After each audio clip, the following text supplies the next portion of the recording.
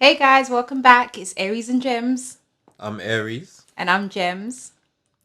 So this week we have something a little different. We're going to do a review of the new Jordan Peele film, Nope. Yeah.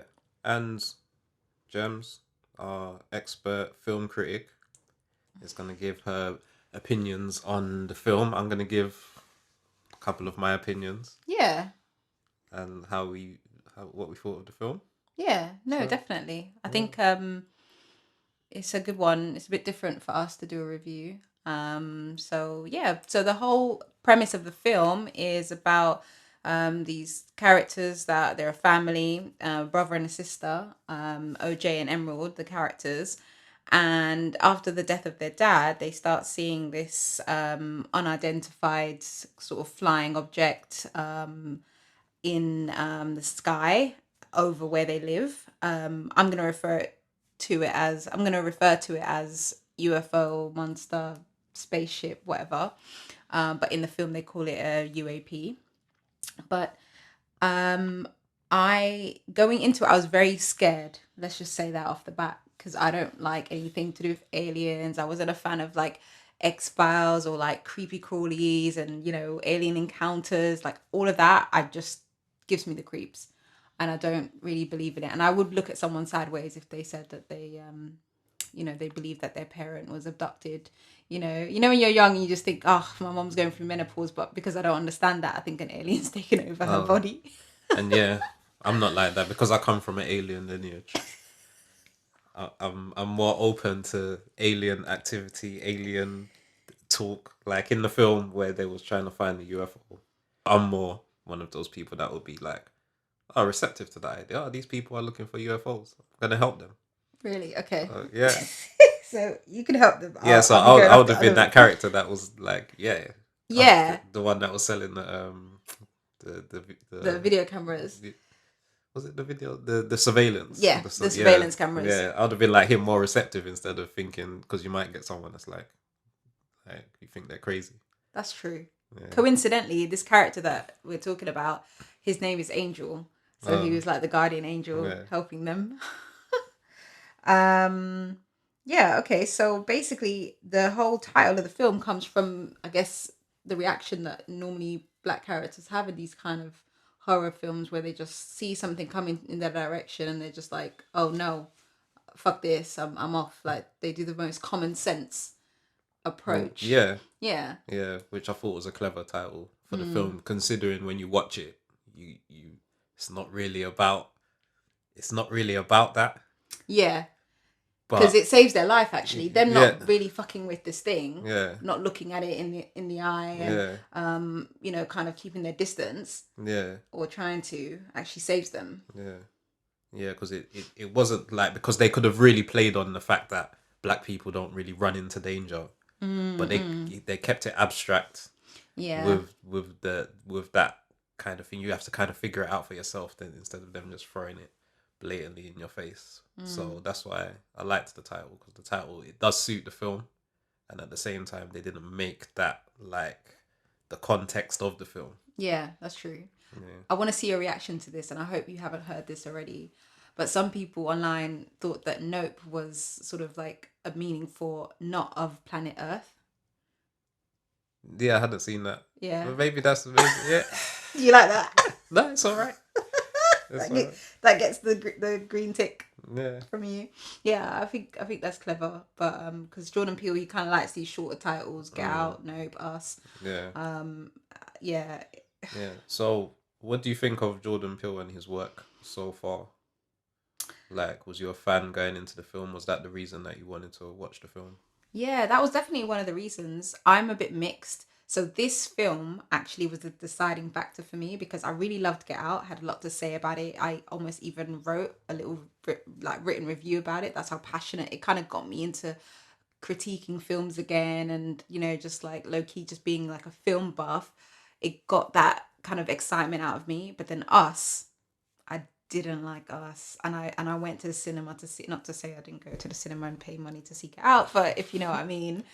I saw it unofficially, but I really did like show up for that other film. And I went to the cinema, and I just kind of felt like, you know, the ticket's not cheap and I can't do anything now that I don't like the film, I wouldn't watch it again. I didn't like any of the reviews about it. Mm. Yeah. So this was the deciding factor for me. So this kind of convinced me again of why I liked Get Out. Yeah. Yeah, that's fair. What about you? Are you a Jordan Peele fan? Yeah, I'm a Jordan Peele fan in terms of his writing and the way he's abstract. He's willing to take risks. Like he doesn't. He likes to stray from the conventional formulas of success, and that's why I'm a fan of him because I'm like the way that I think is unconventional. So if I was writing a film, I'll think that's the kind of road that I will go down, and the way that he's been able to be successful at it Yeah. is why I was a fan and I always tune into his films. But at the same time, I've watched 3 of his films now, and I'm like you. Like I liked Get Out. I didn't like Us. I didn't like it at all. And then watching this one is like where you can get an all round judgment of are you a fan of his or not in Yeah, terms I of his think so. films. Yeah. But at the moment, I'm still more a fan of him as a person and the way he Yeah. writes more than his films. Yeah. But after watching 3 of his films, It's kind of like when you're into an artist and they've got that killer first album, and then the second album is a bit, yeah, the fame's got into them, and then the third one's for the fans. yeah, You know, this yeah, is what it kind of feels like. I feel like he's kind of coming back to all the things I liked about Get Out, especially his use of like animals, because he yeah, used like the deer a lot in Get Out and stuff, and then the rabbits in Us, and in this one he uses like horses and chimpanzee as well. So definitely like some themes going throughout, but yeah, I definitely think I think I even like this one more than Get Out. Yeah, even though, oh, I don't know.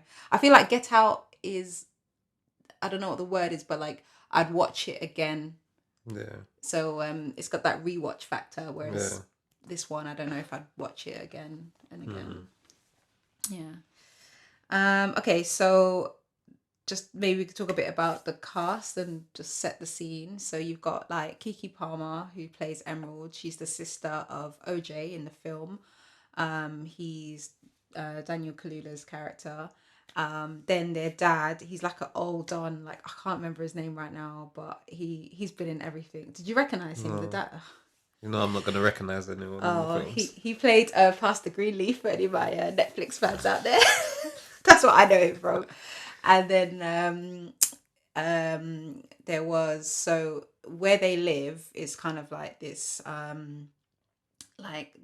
horse, they're like horse wranglers that basically look after horses that are used on prop sets for films, TV commercials. And then next to where they live is like this other like amusement park kind of thing where they've got like people can come and just do all kinds of different activities, and that's run by this guy named I think Jupe. And then his character has this whole backstory where he was a child star, and basically it was called the Gordy Show, and Gordy was a chimp that they used to kind of make fun of and do kind of like a bit of play on him. And he then, because of a pop of a balloon on set one day, just went absolutely wild. And yeah, I actually went to the toilet at that part, which I'm glad I did, because it kind of devoured, he kind of basically killed everyone Yeah, else on set except for this little boy Dupe. yeah, Interestingly, he Dupe, I mean, was under the table when this was happening, so maybe that saved him. There's some theories around that. And yeah, he ended up having this moment with the chimp under the table, where like I think the chimp kind of snapped out of that rage and ended up fist pumping him, and you know he kind of had that connection with him again. So we see that in the film with certain flashbacks. So he's just living kind of like, you know, a little bit down the road, and then there's this other character who yeah, the siblings meet up when they finally start to realize what they're dealing with, and they go into this like electronics store and they try to get these surveillance cameras, and then they meet Angel. So there really isn't a big cast. yeah, There's literally like 4 main characters. yeah. Yeah, You it is know, actually. and then there's another guy who I think his name's Antler. We'll talk about him later. He's like the guy who got obsessed with The cameras. Yeah. Trying to get the impossible shot. Yeah. So Yeah, I'm not good with names, so I don't remember any of the characters' names. That's okay. So. We keep it free flowing here. We're not an official. We're not trying to like remember names or anything. So, yeah, but you're good with names though. You remember all of them. I'm better with names. But that the one that played the dad, honestly, I mean, no disrespect because he's a OG kind of actor.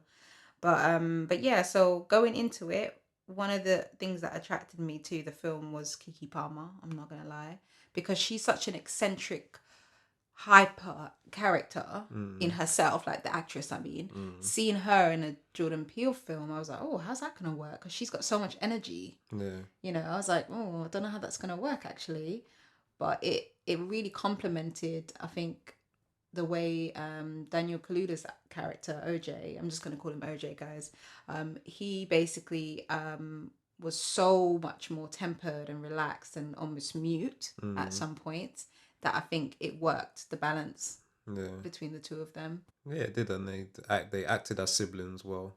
Yeah, that's the other thing, because you don't see that a lot, especially with so in the film, Emerald, who's Kiki's character, she was kind of the deadbeat a little bit, like the sister that couldn't get her responsibilities together, couldn't hold down a job, unreliable. And sometimes you see the brother playing that role in films, like she was kind of the disappointment. So there was one scene where they had like a job to do with one of the horses, and then Emerald's her character comes in late, and she kind of doesn't even really, she's like, oh, sorry I'm late from my tardiness, and just brushes it off, and is, you know, just very like relaxed about being late on this like professional film set where like every minute is costing money.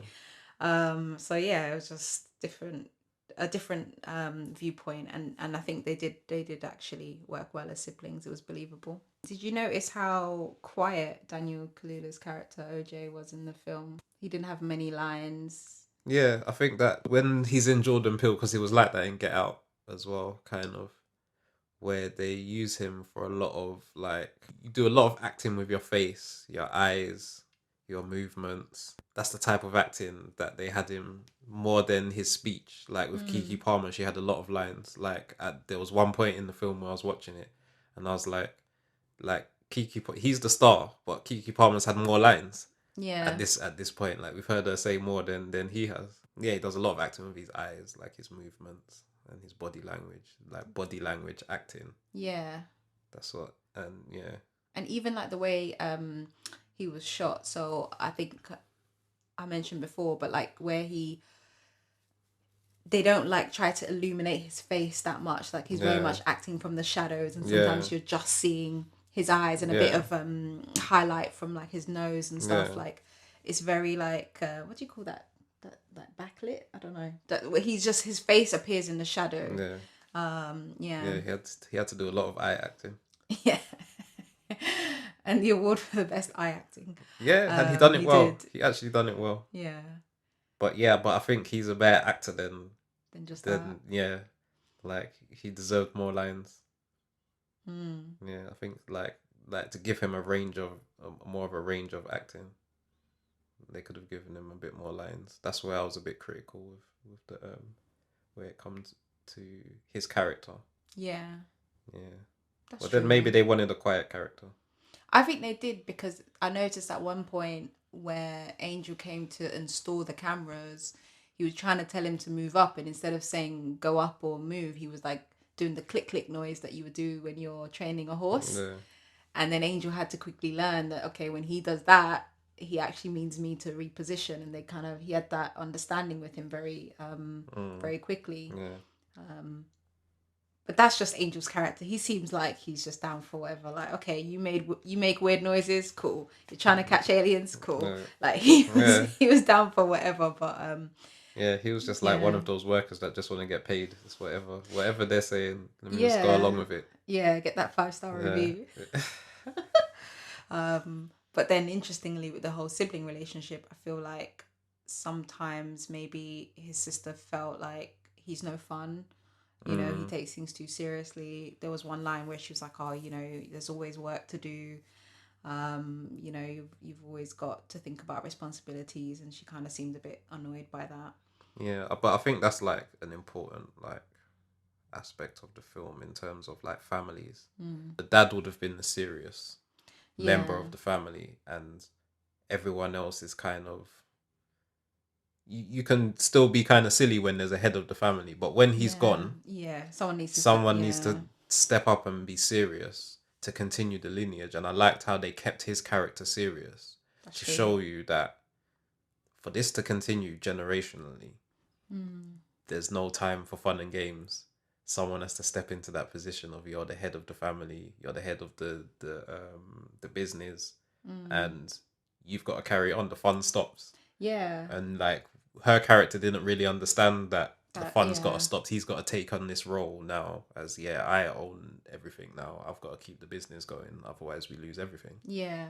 Yeah. No, definitely. And what was interesting is that you never see him look after himself, or you don't even see him eat, but he's like Yeah, feeding the horses, looking yeah, after them, brushing them. yeah. You know. And that's like, and that's what I like about Jordan Peele, because he's in tune with everything that the black community talks about, like in terms of where they talk about generational wealth and things like that. And that's like, those are the mentalities that you need for to continue generational wealth, Yeah. because if something, and they emphasize that through when they're talking about the guy at the beginning on the horse, the Yeah. picture Yeah. is their great great grandfather, Yeah. and then they're like what 2-3 generations down still training horses. Yeah.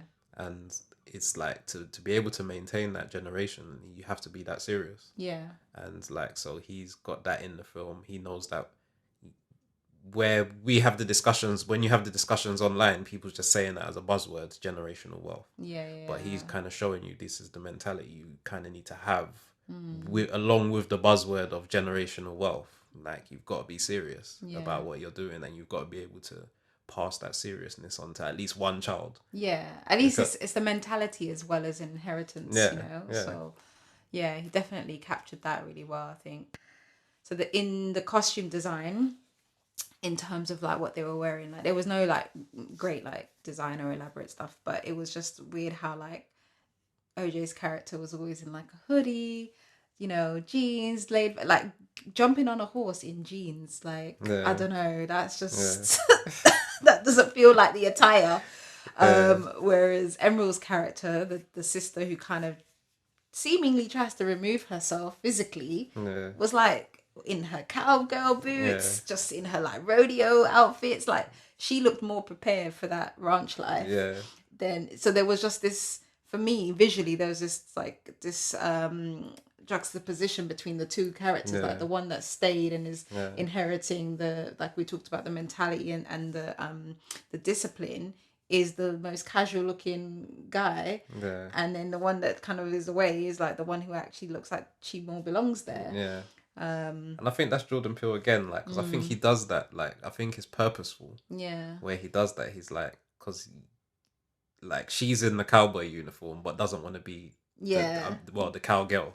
She's the cow in the cowgirl uniform but doesn't want to be the cowgirl. Yeah. And then that's how it is sometimes in life. It's True. like people want to put on the uniform but don't want to do the hard work. And then it's Yeah. the That's ones the, yeah, yeah, that for are sure. not in the uniform that really are doing the hard Yeah. graft and the work. So like visually, like let's say someone took a picture of the siblings, they would think that she's the one that's Yeah. keeping everything afloat, Yeah, that true. can ride the horses and do everything, feeds the horses because she's in the gear, and he's Yeah. just in the hoodie. No, for sure. Like Yeah, definitely when I saw that, I was like, what? Is he really gonna be riding a horse in a hoodie? yeah, In the hot LA kind of like vast desert. Yeah, it's just, it was different. But that backdrop, so normally we're used to seeing like Hollywood, LA, Sunset Strip, that kind of like side of things, but then this time it was like the the kind of literally the unsung heroes of like stuntmen, set people, you know, horses, props, like that part of production we don't get to see. yeah, So when the example I gave earlier, where Emerald's character came in late, there was some confusion. The horse got distracted and basically started like um, kick back their like its legs, I guess, and essentially like was deemed unsafe because of that. So basically, because of Emerald coming late, it kind of set off this chain reaction where the horse got irate, kicked its legs back, then they lost their job. And literally in the shot where we see the horse leaving the studio, they're wheeling in a fake kind of like a CGI kind of markup of a horse in its place. So we're really seeing how disposable these kind of crew members are. And what's interesting is that the way the location is set echoes that. So you've got these people who are like seen as disposable, and then you've got this other side of LA which we don't get to see on camera a lot, which is like this vast acres and acres of land that they've built up to breed these horses, and we don't get to see that side of LA. The only time we really see the fact that they live in that state is when they go to get, I think they go to get some food, Yeah. and then they're in this kind of cafe and there's like a fight going on in the background and stuff. And you know, you don't really get to see that vastness, and just the way like Jordan Peele uses like just the camera angles, the very wide angles. It's really, really good to see this film in the cinema, I think, because of how vast those angles are, and the way you see the sky. There's so many shots of, because of what's in the sky, so many shots of that. Like it for as a film, it felt very wide, like very Yeah. wide shot. Yeah. You know, the characters were very like in the middle usually, and then the rest was just around them. So visually it was quite a spectacle, I think, location wise. And I'm not used to seeing black characters in that shot in that way, with like such vastness and such space. Like there was no city or nearby houses or anything to distract you from, like you say, the eye acting and the dialogue. Yeah. And in terms of the a horror film, like, would you consider it a horror film, or is that Jordan I'd say Peele's it's a own thriller. style?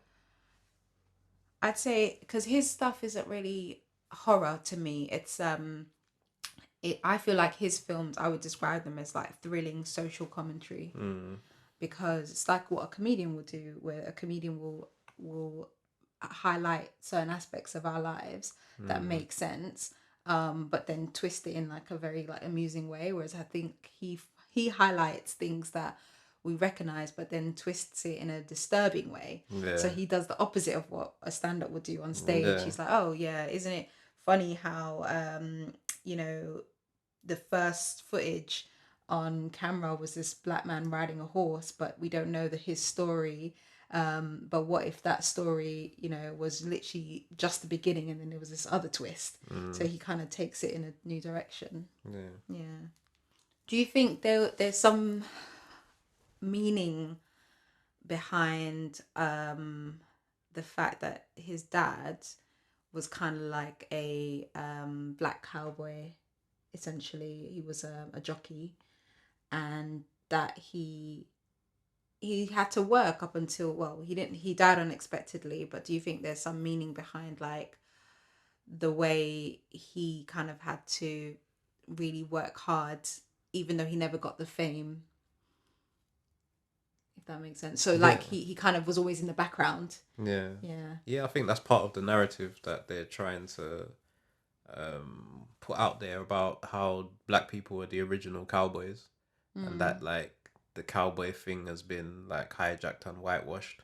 So I think that's why I think he had the message in there about the first original motion picture shot was the black Yeah. man on the horse, which is a reference to that, and then the fact that they've managed to pass on the cowboy tradition through generations, Yeah. to let us know that the cowboy thing isn't a new thing for us. This is actually our thing. We haven't jumped on it. We've been in it for generations. Yeah. And I think that's the message that he's trying to push with the cowboy aspect of it. I think Jordan Peele, he does that. Like he It's on puts all our purpose. historical references into his films, like our stuff that's been whitewashed, or the stuff that we talk about that we want in our films. He puts them in there. Like he's Yeah. very woke in that aspect of Yeah. his like writing and his filmmaking.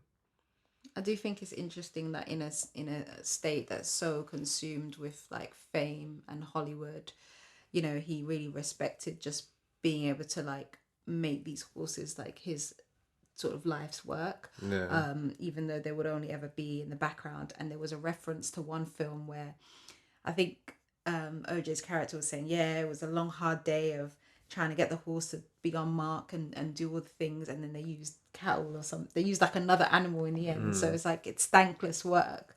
But his dad was definitely invested. And maybe there's some commentary there about like how seeing someone build a empire for their family doesn't always have to come from athletics or entertainment or Yeah. being a celebrity. Like you can actually just have an honest business and a trade. Okay, so I wanted to switch gears and talk about mental health in this film, Yeah. especially with the character of Dupe. So I Yeah. mentioned earlier that he witnessed a very horrific thing at a very young age, and when he's asked about that ordeal on set, he makes reference to an SNL sketch of the same thing that happened in real life. So imagine you've witnessed something horrific, and then someone says like, oh, it's been about a year since that happened, isn't it? Like, that's so awful. What happened? You're like, yeah, but my friend did a meme of it. It's jokes. Let me send Yeah. it to you. Like, what? Like, he just kind of goes along with the parody of it and really like suppresses it. And I think that's an important part of the film when we get introduced to his character, the way he suppresses it so easily. Yeah.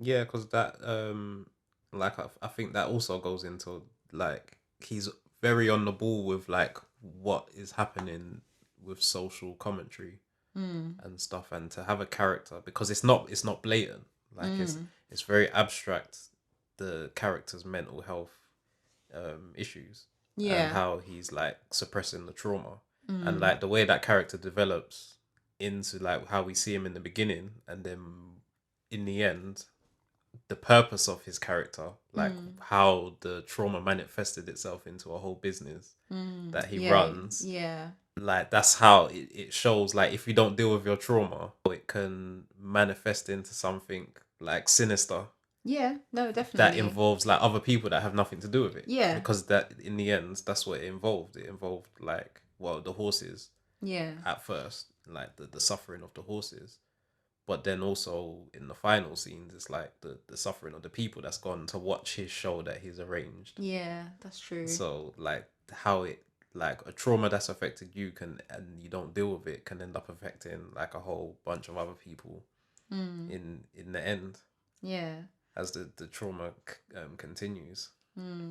What's so Yeah. clever about like the way that he suppressed it is that I strongly believe that he thinks he's got some kind of advantage because he survived that. So instead of seeing it as, oh, I've been through something really horrible, I should really deal with it, it's like, oh no, I've survived something really horrible, and I'm like omnipotent now. I've got this strength about me. I can tame anything. And then he goes to thinking that this UFO monster thing is like working with him, Yeah. because the way Gordy, the chimp that went, that kind of had that mental snap and started eating people on set, he was then tamed and quiet when he saw Dupe's character. So now Dupe's grown up to think like, I'm untouchable. So he's thinking that he can now do this show with this UFO and that he can cooperate with him. But Yeah. we get a hint quite early on when his wife says, oh, he's a bit early today. Like this character, kind of like what OJ said, some animals aren't meant to be tamed, but Duke didn't get that message. So he's there thinking that they're working together and that, he just puts out the horses, and then, it's kind of, it reminds me of, do you ever see Jurassic Park where they put out the goat for Yeah, the, but I can't remember. I oh, watched okay. Jurassic Park when I was young, so I can't really Okay. remember it. Yeah, there's a similar scene in that where they put out the goat for the dinosaur, and the dinosaur's like, fuck this, I don't want no goat. I want humans. That's just a tic tac. I want the real deal. But yeah, so he definitely felt untouchable. But there's I wanna kind of jump a few theories at you. So some people online believe that there's different theories as to why he didn't get eaten that day, Dupe's character, under the table. First one being that because he was under the table and there was like that tablecloth, he didn't get to look the chimp directly in the eye. And we know from the UFO, like looking at it in the eye when it's a threatening beast or kind of monster or so whatever can be triggering. So that's like one theory. And then the other was, do you remember that shoe that was standing up? Yeah. People were thinking like that shoe distracted him because it's so weird how it just stood up like that. And because his line of vision was on that and not on the chimp, that he kind of, that saved his life. But I honestly just think, I think he was just close to him. Maybe it was like we're both not from here.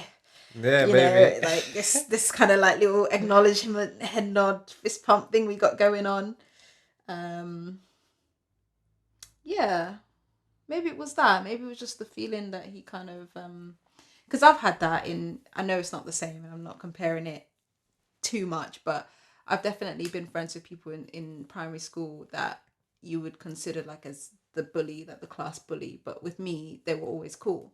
So it's like you see someone roughing somebody up for their dinner money, and then to you they're like, "Oh, you're right, you're safe," and just like, yeah, like that's my friend. But yet they have that other side to them. So sometimes it's just like that, and I think he was just lucky.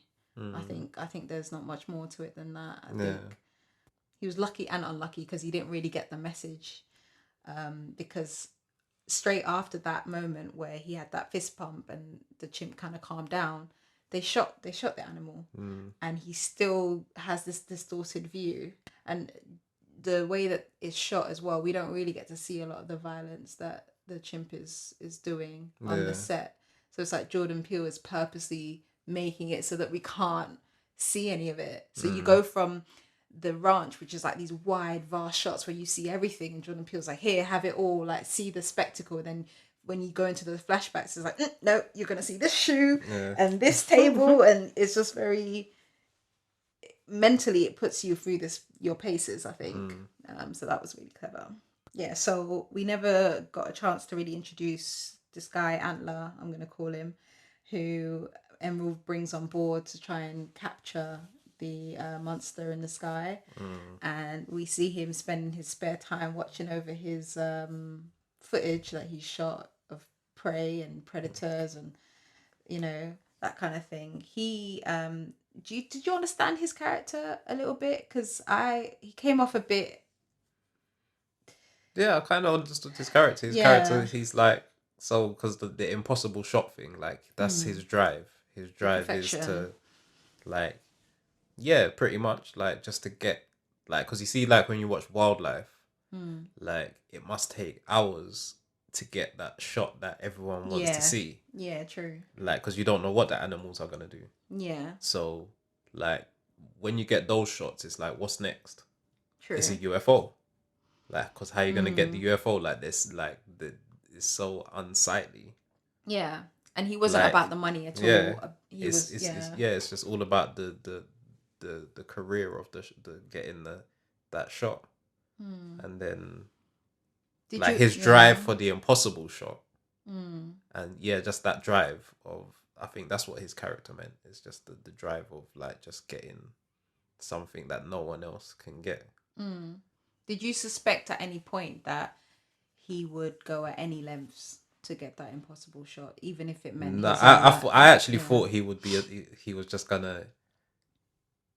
He would do things for his own gain, like steal the footage and then just run off for it. Like I thought it would be money motivated, but then he wasn't money motivated. It was like a passion thing for him. Maybe like an ego as well to be the only one that could get. You know? But I think. And then did he get the impossible shot? So it's interesting. I think he did. Yeah, and then died getting it. No, but actually, when I think about it again, remember, so he bought his own backup camera because he was like, I'm not letting any electricity or anything stop me. Yeah. So when him and Angel were doing the camera, I think he got the footage, and then the space thing sucked it up. But we know that UFO rejects anything that's not organic. Yeah. So he would have gotten that shot, but he went on his own sort of mission with a handheld camera now to get another shot, because and I am taking this from somebody else, but someone else mentioned on YouTube, like, if he took the shot initially, and this is the thing about perfection that really annoys me, if you've gotten the perfect shot, but then you see something that the alien's doing that's even better, what you had is not the perfect shot anymore. So I think he had the split moment of what I've taken But is then not good enough. he didn't want the perfect. He wanted the impossible. So the impossible shot. Well, whatever he saw in that moment was even Yeah. So more impossible. I thought that it was him getting sucked up. That's the shot that he wanted. And he was like, they don't deserve Oh, it. So he's he gonna, kind of sacrificed yeah. himself, So he's like, they don't deserve the impossible shot. He's gonna get the impossible shot, which is him going up being inside it or whatever. filming himself Yeah. being eaten. And then no one's gonna be able to get that shot because he's gonna get eaten. That's true. That's But he very got the shot. So yeah. to get the impossible shot, he had to die and sacrifice himself. That's what I read from it. No, It's I like, thought he was just like trying to get another shot that was better. But at one point I thought he was gonna like drop the camera because he never did. So he's taking the shot, but he never relinquishes the camera. So that's the bit that I found kind of thrilling. When I saw him running off, I thought he was going to run off with the footage. To be honest, yeah, I that's thought what I he thought. was just gonna, yeah, Yeah, and you made an interesting observation about like with the cameras and how within the film they had to go back in time in yeah, terms of technology yeah, to get definitely, like the shot of the UFO. yeah. Because nowadays, when you see something, you get your phone out, which Yeah, they tried yeah, cell phones. Then they met Angel at the electronics store yeah, because they wanted to do the surveillance camera. Interestingly, cameras like that, because of where they're propped, different things. So they had like a praying mantis bug that was on yeah. the That on couldn't. the Yeah, lens. And then what did they try after that? The camera. yeah, This antler guy came with his like non-electrical old school like wind up camera. yeah, And then by the very end, then the TMZ guy came. yeah. Yeah, Yeah, social TMZ run media, up on you, yeah, reporting type camera. yeah. Um, My first thought when the TMZ guy came, when his arm was broken, his back was probably broken at that point, and he still wanted the footage of what he'd been through, and he still was consumed with like getting the story, the scoop, the yeah, getting the clout for it. And I thought that was such a good comment on like how obsessed we are with like not just what's happening but how it's presented. yeah, So I would imagine that by now, like I can't even remember Will Smith slapping Chris Rock. I just remember the memes. yeah, I just remember how it was packaged. yeah, And that's really like what that brought to mind for me, that yeah, kind of aspect. So yeah, his willingness to like tell OJ, oh, you could be famous from this, yeah. if you just get the shot. Yeah, what a loser. Yeah, like the bigger picture goes out the window and it just becomes about social media, like going viral, like for the moment, Yeah. like more than the fact that like there's actually a UFO here that's actually killing people. Yeah, and Like has hurt him, like because yeah, of his like electric bike, he went flying in the yeah, air, and he seemed to not even want any medical attention. And yeah, OJ was trying to save him, but in the end, which is interesting because you never see that in film. You never see the kind of heroic character being like, you know what, fuck this, like you're not even worth saving. yeah, And I like that he literally said to him yeah, like, nope, I'm not saving you anymore yeah, because you're acting too unstable. yeah, Yeah, so there's always been a legacy of people trying to capture and tame animals, like with like the story of like King Kong and different like Planet of the Apes and all those kind of films where man is always trying to like tame and capture something. And in this, yeah, they're trying to get the Oprah shot, they're not trying to like control it too much. But I think OJ's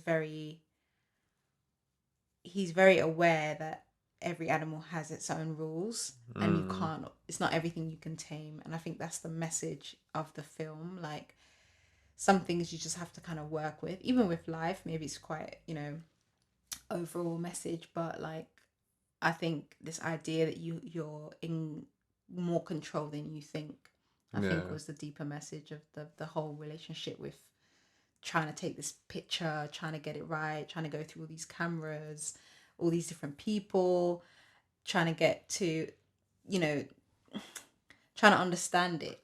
But then at the end, what's interesting is that this, what is like more of a, like a circular aerial object, becomes this kind of squid like butterfly. And it's like you're trying to capture something, and Yeah. that's not even me. That's Yeah. not even my real shape, Yeah. which is just so powerful. It's like you're obsessed with taking a picture, but what is that going to mean Yeah. when that's not even really me? Yeah. You know, I thought that was so interesting, and that we just strive to think we're in control, but we're really not. Yeah. Because one minute we think it's a cloud, then it's an object, then it's a flying thing, and then they had no control, and they really didn't know what they were dealing with. Yeah. Overall, what was your impression of the film? What would you give it out of 5? I think because it just unearthed so many thoughts and so many observations, I would honestly give it like a 4.5. Yeah. The only thing stopping me from giving it more is because I'm not gonna lie, I do like a cheeky romance or some kind of. I know that's like the very typical thing in these films, to have some kind of romance, or kind of Yeah, that's like one of the subplot. formulas for success, and Yeah. like Jordan Peele, he kind of strays from all the typical formulas that make a classic film, which is very risky. Which is why I think that I've been hit and miss with his films, because I know that he's taking the chances, but also a formula actually works. Yeah, and I think the reason why I felt like it was missing in this particular film is because I would have wanted more emotion. So Yeah, emotion could have come with the dad relationship, but that got yeah, killed off. Then the horses were getting killed off. Then the sibling tie you only really see at the end. yeah. And actually, I'm not 100% convinced that when Emerald saw OJ on that horse in the end, that he was actually there, Why? because he didn't say anything. Oh yeah. He kind of looked like an figment of her imagination in that orange hoodie, just sitting there. He didn't. He wasn't like, yeah, we did it, nothing. So, and other people that are alive, like Angel, who wrapped himself in the tarp to make sure he got spat out, like we never saw him. So it's just this ambiguity. So I feel like every crossroads where there could have been emotion, where there could have been that kind of tearjerk moment of, kind of emotion, he just bypassed and was like, nope, not going to do it. I'm not going to I'm not going to manipulate you into feeling something, which it's toxic, but I kind of need that for a 5 out of 5. Like the films that I give 5 out of 5 have me feeling Yeah, something. So yeah, that's why most definitely. I give it a 4.5. Yeah, yeah. I wasn't really like. Yeah, it's another one that I wasn't a fan of. Again, like I liked it for the abstract nature of it. I liked it because it added all the things that like black people talk about in the film, but it wasn't bait. Like it wasn't pushed in our faces. All the stuff that we're talking about, like legacy, family legacy, Yeah. inheritance, black owned business, and yeah, I don't, like it's just like it wasn't enough. Like in the writing and the abstract nature and the breaking of the rules of a typical Hollywood film is like, I appreciate that for what it is, and I appreciate the writing, but it's not enough for me to give a film like a high rating. So like my one is probably a 3. 3 is pushing it as well, but I'll What give it would a you have 3. given Us? Us, I didn't like Us at all. So not rated. Us would have been like a 1. Like I didn't like that Okay. film at all. And Get Out would have been a 4. I'll give Get Out a 4 because Get Out, it had all of that stuff, like the abstract nature of the writing, the abstractness of the characters, the subliminals, the subliminal messages that black people get. Like it had all of that, and it had everything else that kind of goes with it. Like it weren't a classic. I wouldn't have called it a classic, but I'd watch Get Out again. Yeah. I'd watch Get Out again. If it was on TV, I'd watch yeah, it. I wouldn't watch Us again, and I wouldn't watch this one again. Yeah, I wouldn't watch this one again either. So 1 out of 2, but that's not bad. Yeah, it's not bad. No, I like it's the good. soundtrack of this I one think as he well. needs a classic for me to cement him. Like at the moment, I'm only a fan of him as how his mind works. I don't think you can be a fan of his because for him to explain what's in his mind, because imagine if someone shows you an abstract painting, Mm, he's trying to introduce you to all the colors first and mm. then show you the finished piece, but you kind of just want to see everything all together in its different stages. Whereas I think his style is too much of a slow pace for you, is what I'm trying No, to I say. think he can with that style. I think he can make a classic film. I think he's just figuring it out because he was almost there with Get Out. He was almost Mm. there, and now he's gone too abstract. I think if he can do it. I think he can definitely I make a don't think it will classic. be to your standard. I feel like No, you've got it's high standards when no. it comes to Yeah, I these do. I things. think I have a high standard. Like my ratings, like are kind of like it's always going to be the harshest. Like if everyone's given something an 8, I'm likely to give it a 6. Yeah. But yeah, like some Yeah, things have like to in this, be. I'm giving it a 4.5, and you're giving it a 3, like at a push. You said so. Yeah, Um, yeah, I think his pace is too slow for you, and if he did something that you enjoyed, it'd be very removed from his own style. yeah, So yeah, thanks for joining us today. I mean, we really yeah, went in. yeah. It's our first film review. Nope, I gave it a 3. I gave it a 4.5. Yeah, so Strong. that's yeah. So when we come across another film, another Yeah, black film, yeah. we Let's can do it. review. Let's do a review. Yeah. All right. Until next time. All right.